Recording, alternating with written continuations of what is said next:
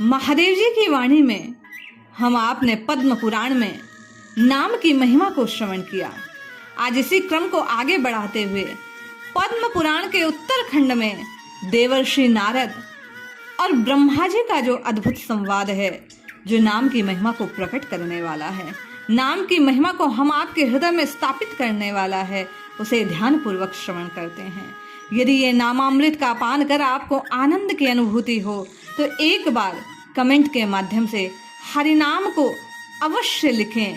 नाम जपने से अधिक 100 गुना फल नाम लिखने का होता है। तो अपने इष्ट के नाम की एक आहुति आप कमेंट के माध्यम से दें। आइए उत्तरखंड पद्म पुराण में जो नाम की महिमा गाई गई उसे श्रवण करते हैं। सूत जी से ऋषियों ने कहा, हे सूत जी, आपका हृदय अत्यंत करुणा युक्त है। आपने महादेव जी और देवर्षि नारद का अद्भुत संवाद हमें श्रवण करवाया। अब आपकी कृपा से ही हम नारद जी और ब्रह्मा जी से जो भगवान नाम की महिमा गाई गई उसे श्रवण करना चाहते हैं। सूत जी बोले, द्विजश्रेष्ठ ऋषियों, इस विषय में पुराना इतिहास सुनाता हूँ, आप ध्यान देकर सुनो। इसके श्रवण से भगवान श्री कृष्ण में भक्ति बढ़ती है। हम आप कई साधक जिज्ञासु ये प्रश्न करते हैं कि भगवान के चरणों में भक्ति कैसे बढ़े, हम आपका प्रेम कैसे श्री हरि से हो। तो यहाँ सूत जी ने ये बात प्रकट की कि इस आख्यान को जो श्रवण करता है उसकी श्री कृष्ण में भक्ति बढ़ती है। एक समय की बात है, चित्त को पूर्ण एकाग्र रखने वाले नारद जी अपने पिता ब्रह्मा जी के दर्शन करने मेरु पर्वत के शिखर पर गए। आसन पर बैठे जगतपति ब्रह्मा जी को प्रणाम कर मुनिश्रेष्ठ नारद जी ने इस प्रकार कहा, हे विश्वेश्वर, भगवान के नाम की जितनी शक्ति है उसे आप बताइए। हे प्रभु, ये जो संपूर्ण विश्व के स्वामी साक्षात नारायण श्री हरि हैं, उन अविनाशी परमात्मा के नाम की कैसी महिमा है। नारद जी के इस प्रकार पूछने पर ब्रह्मा जी बोले, इस कलयुग में विशेषतः नाम संकीर्तन की, भगवान की भक्ति की अत्यंत महिमा है। हे नारद, ध्यान से सुनो। जिसके लिए शास्त्रों में कोई प्रायश्चित नहीं बतलाया गया, उन सभी पापों को शुद्ध करने वाला ये भगवान का नाम है। श्री ब्रह्मा जी कहते हैं कि एकमात्र विजयशील भगवान विष्णु का प्रयत्न पूर्वक स्मरण ही सर्वोत्तम साधन है, ये समस्त पापों का नाश करने वाला। अतः श्रीहरि के नाम का कीर्तन और जप करना चाहिए। जो ऐसा करता है वह सब पापों से मुक्त हो श्री विष्णु के परम पद को प्राप्त करता है। जो मनुष्य हरि इस 2 अक्षर वाले नाम का सदा उच्चारण करता है, ब्रह्मा जी कहते हैं कि उच्चारण करने मात्र से उसे तनिक संदेह नहीं, तपस्या के रूप में जो प्रायश्चित करने योग्य कर्म नहीं है, उनका प्रायश्चित भी ब्रह्मा जी के कहे अनुसार श्री कृष्ण नाम का निरंतर जप करने से तत्काल हो जाता है। ऐसे ऐसे घोर महापाप जिनका कोई प्रायश्चित किसी ग्रंथ में नहीं बतलाया गया, ब्रह्मा जी कहते हैं ऐसे पापों को भी श्री हरि का नाम स्मरण करने से तत्काल मुक्ति की प्राप्ति होती है। जो मनुष्य प्रातः, सायं, रात्रि या मध्याह्न आदि के समय नारायण नारायण नारायण नारायण इस प्रकार स्मरण करता है, उसके समस्त पाप तत्काल नष्ट हो जाते हैं। हम आपकी जिज्ञासा की नाम कब जपा जाए। ब्रह्मा जी ने यहाँ संकेत किया कि हर समय प्रतिक्षण प्रभु का नाम जपना चाहिए। उत्तम व्रत का पालन करने वाले नारद, ब्रह्मा जी कहते हैं, मेरा कथन सत्य सत्य सत्य है। भगवान के नामों का उच्चारण करने मात्र से मनुष्य बड़े बड़े पापों से मुक्त हो जाता है। राम राम राम राम इस प्रकार बारंबार जप करने वाला मनुष्य यदि चांडाल भी हो तो पवित्र आत्मा हो जाता है। श्री ब्रह्मा जी कहते हैं इसमें तनिक संदेह नहीं। उसे नाम कीर्तन मात्र से कुरुक्षेत्र, काशी, गया और द्वारका जैसे संपूर्ण तीर्थों का सेवन कर लिया। भगवान नाम की महिमा को प्रकट करते हुए ब्रह्मा जी कहते हैं, जो कृष्ण कृष्ण कृष्ण इस प्रकार जप करता है, कीर्तन करता है, इस संसार का परित्याग कर वह जीव निश्चित ही श्री विष्णु के समीप जा आनंद को भोगता है। ब्रह्मन जो कलयुग में प्रसन्नता पूर्वक भगवान नरसिंह के नाम का जप और कीर्तन करता है, वह भगवत भक्त महान पापों से छुटकारा पा जाता है। सतयुग में ध्यान से, त्रेता से, यज्ञ से, द्वापर में पूजन करने पर मनुष्य को जो कुछ प्राप्त होता, वही कलयुग में केवल भगवान केशव के नाम का कीर्तन करने वाले को तत्काल प्राप्त हो जाता है। जो इस बात को जानकर जगत आत्मा केशव के भजन में लीन होगा, वह सब पापों से मुक्त हो श्री विष्णु के परम पद को प्राप्त कर लेगा। श्री ब्रह्मा जी कहते हैं, मत्स्य, कूर्म, वराह, नरसिंह, वामन, परशुराम, श्री कृष्ण, श्री राम, बुद्ध और कल्कि, ये 10 अवतार पृथ्वी पर श्री हरि के कहे गए। जो इनके नामों उच्चारण को करता है वह ब्रह्म हत्या जैसे जघन्य अपराधों से भी मुक्त हो जाता है।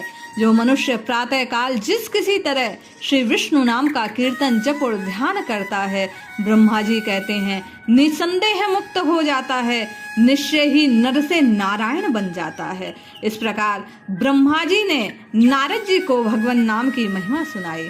सूत जी कहते हैं, ये सुनकर नारद जी को बड़ा आश्चर्य हुआ। वे अपने पिता ब्रह्मा जी से बोले, हे तात, तीर्थ सेवन के लिए पृथ्वी पर भ्रमण करने की क्या आवश्यकता है? जिसने नाम का ऐसा महात्म्य सुन लिया, उसे सुनने मात्र से मोक्ष की प्राप्ति हो जाती। उन भगवान का स्मरण करना चाहिए। जिस मुख में राम राम राम का जप रहता है, वही महान तीर्थ है, वही प्रधान तीर्थ है, वही समस्त कामनाओं को पूर्ण करने वाला है, सुव्रत है। भगवान का कीर्तन करना योग्य योग्य योग्य नाम कौन कौन से हैं? हे पिताश्री, उन्हें बतलाइए। इस प्रकार नारद जी के पूछने पर श्री ब्रह्मा जी कहते हैं, हे पुत्र, भगवान विष्णु सर्वव्यापक सनातन परमात्मा है। इनका न आदि है न अंत, अनंत है। ये लक्ष्मी से युक्त संपूर्ण भूतों की आत्मा, समस्त प्राणियों को उत्पन्न करने वाले हैं। जिनसे मेरा प्रादुर्भाव हुआ, वे भगवान विष्णु सदा मेरी रक्षा करें। यही काल के काल, यही पूर्वज हैं, इनका कभी नाश नहीं होता। उनके नेत्र कमल के समान शोभा पाते हैं। वे परम बुद्धिमान अविकारी पुरुष अंतर्यामी हैं। सदा शेषनाग की सैया पर शयन करते हुए अपने महेश्वर तेज का दर्शन करते हैं। वे भगवान विष्णु सहस्त्रों मस्तक वाले हैं। वे महाप्रभु हैं। हे नारद, संपूर्ण भूत उन्हीं के स्वरूप हैं। भगवान जनार्दन साक्षात विश्व रूप है। केटव नामक असुर का वध करने के कारण वे केट भार कहलाते हैं। वे ही व्यापक होने से विष्णु, धारण पोषण करने के कारण ध्याता और जगदीश्वर कहलाते हैं। हे नारद, मैं उनका नाम और गोत्र नहीं जानता। तात, मैं केवल वेदों का वक्ता हूँ। वेदातीत परमात्मा का ज्ञान नहीं है। अतः देवर्षे, तुम वहां जाओ जहाँ भगवान विश्वनाथ रहते हैं। मुनिश्रेष्ठ, वे तुमसे संपूर्ण तत्व का वर्णन करने में समर्थ हैं। वे देवताओं के स्वामी, संपूर्ण भक्तों के आराध्य देव हैं। 5 मुखों से सुशोभित होते हैं। इस प्रकार वे भगवान के नाम को प्रकट करने में समर्थ हैं। सूत जी कहते हैं, पिताजी की बात सुनकर देवर्षि नारद कैलाश की ओर प्रस्थान करते हैं, जहाँ कल्याणप्रद भगवान विश्वेश्वर नित्य निवास करते हैं। देवताओं द्वारा पूजे जाते हैं, जो भक्तों का कल्याण करने वाले हैं, मंगल करने वाले हैं। देवादिदेव जगत गुरु भगवान शंकर कैलाश शिखर पर उस समय विराजमान थे। उनके 5 मुख, 10 भुजाएं, प्रत्येक मुख में 3 नेत्र, हाथों में त्रिशूल, कमल, कपाल, खड़गवांग, त्रिशूल, खड़, पिनाक नाम का धनुष शोभा पा रहा था। सूत जी ऋषियों से कहते हैं, बेल पर सवारी करने वाले वरदाता भगवान भीम अपने अंगों पर भस्म समाये हुए, रमाए हुए, सर्पों की शोभा से युक्त, चंद्रमा का मुकुट पहने, करोड़ों करोड़ों सूर्यों के समान दैदीप्यमान थे। नारद जी ने देवेश्वर सिर को साष्टांग दंडवत किया।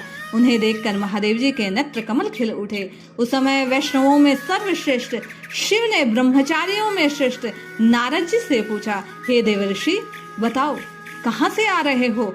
आने का प्रयोजन क्या है? नारद जी कहने लगे, हे भगवान, एक समय मैं ब्रह्मा जी के पास गया। वहां उनके मुख से मैंने भगवान विष्णु के पाप नाशक महात्म्य की कथा सुनी।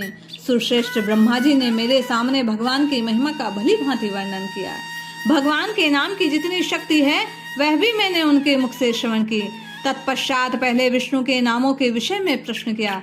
तब उन्होंने कहा कि हे नारद, मैं इस बात को नहीं जानता, इसका ज्ञान महारुद्र को है, वे ही सब कुछ बताएंगे। ये सुनकर मैं आपके पास आया हूँ, आपकी शरण में आया हूँ। इस घोर कलयुग में मनुष्यों की आयु थोड़ी होगी, वे सदा अधर्म में तत्पर रहेंगे। हे नाथ, भगवान के नामों में उनकी निष्ठा नहीं होगी। कलयुग में ब्राह्मण पाखंडी, धर्म से विरक्त, संध्या न करने वाला, व्रतहीन, दुष्ट और मलिन होगा। जैसे ब्राह्मण वैसे ही क्षत्रिय, वैश्य, शूद्र और अन्य जाति के लोग होंगे। प्राय मनुष्य भगवान के भक्त न होंगे। द्विजों से बाहर गिने जाने वाले शुद्ध कलयुग में धर्म अधर्म हिताहित की ज्ञान न रखते हुए जानबूझकर आपके ऐसे ही कृत्य क्या करेंगे। ये सब विचार कर हे नाथ मैं आपके निकट आया हूँ। आप कृपा कर विष्णु के सहस्त्र नाम को बतलाइए, नामों का वर्णन कीजिए जो पुरुषों के लिए सौभाग्यजनक उत्तम हैं, सर्वदा भक्ति भाव को बढ़ाने वाले हैं। इसी प्रकार जो ब्राह्मणों को ब्रह्म ज्ञान, क्षत्रियों को विजय, वैश्यों को धन और शूद्रों को सुख देने वाले हैं। नारद जी भगवान महादेव के सामने हाथ जोड़े सहस्त्र नाम की महिमा गाने के लिए उनसे प्रश्न और विनती करते हैं।